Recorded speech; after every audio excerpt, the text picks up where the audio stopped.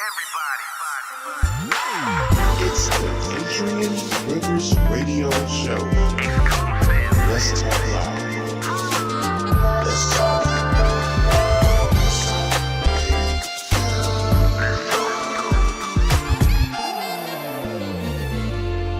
Let's talk live. All right, y'all, and we're back. Listen, this is what we're going to be talking about. The Ask Vote today is normally a relationship question, but today we're going to talk a little bit about, again, we're focusing on a lot of the issues for this show.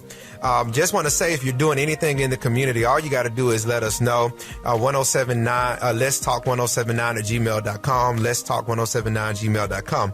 All right, I posted something on social media, and it said, parents, teachers, what are your thoughts on reopening schools? Guys, we had over 44 people to start chiming in. They were students, they were teachers, and there was a mixed viewpoint here, a very mixed viewpoint. And I want to start off by saying I absolutely understand both sides. On one side, there's a teacher. She said there should be a delayed reopening along with the virtual instruction, at least for the first 9 weeks. I said, in your opinion, why is there a rush? She said it has something to do with politics and catering to certain groups of people. Mm-hmm. You know, and I think that is to highlight, you know, that this. Yeah, I mean, that's primarily reading between the lines. For me, it's Republicans who are thinking in economic terms, right? Mm-hmm. They're not thinking in terms of the health and well-being of the educational community, but in dollars. Exactly. Yeah.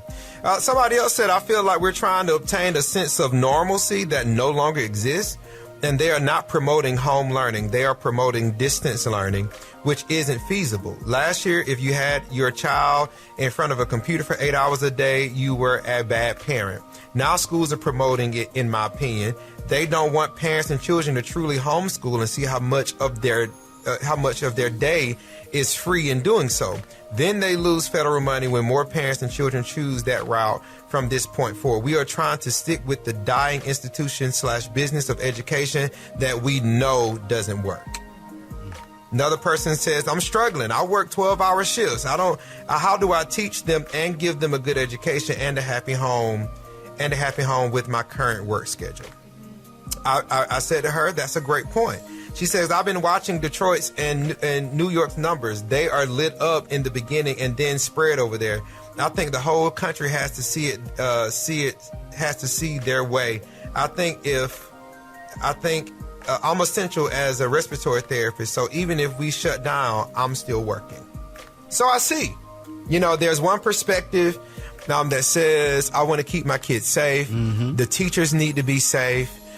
There needs to be something, but then there's the other scenario that says, you know, I'm essential, and I saw that. I'm not going to read all of them, but I saw that through everything. Let me read this one though. This is a teacher. She says, as a teacher, I'm scared because with even taking all of the precautions, we're still going to have sick kids. I'm scared more for those who are asymptomatic because even with the temp checks, we still don't know, but I'm going to continue to pray and ask God to cover us. So added to this year, right in the middle of this pandemic, the Georgia Assembly decides to cut the educational budget by $950 million. So at the very time that we need more resources, not less, the Georgia GOP-backed assembly decides to cut almost $1 billion out of the budget. Mm-hmm. That's a reason to vote them out. Yeah. So on top of the complicated execution of how we're going to keep everybody safe, teachers are now and administrators are working with less dollars at a time when we need more. It's like they already been underpaid for years. That's right. Our educators, we should be, you know, they are part of the foundation for our kids learning. That's right. And to put them in a harm's way for us could be in contact with a virus, you know, that's deadly. Yeah. It'd be different if it was just a tickle me Elmo virus. No, people are dying behind this virus. And you talking about putting our kids who know nothing about social distance. They know about being sociable, but not the distance part. Yeah. Yeah, guys. So listen, what I'm going to say is, if you're having an issue, your elected officials, talk to your elected officials. There are groups that are organizing. There are things that are happening. And you need to advocate for yourself. For parents, who are dealing with these issues, call your pastors. Call your pastors and call some faith leaders. Call some community leaders and say, hey, is there something that I can do? Is there something? If there's something I need services. I need some help. And for those who are completely free, who don't have anything to do, you have time.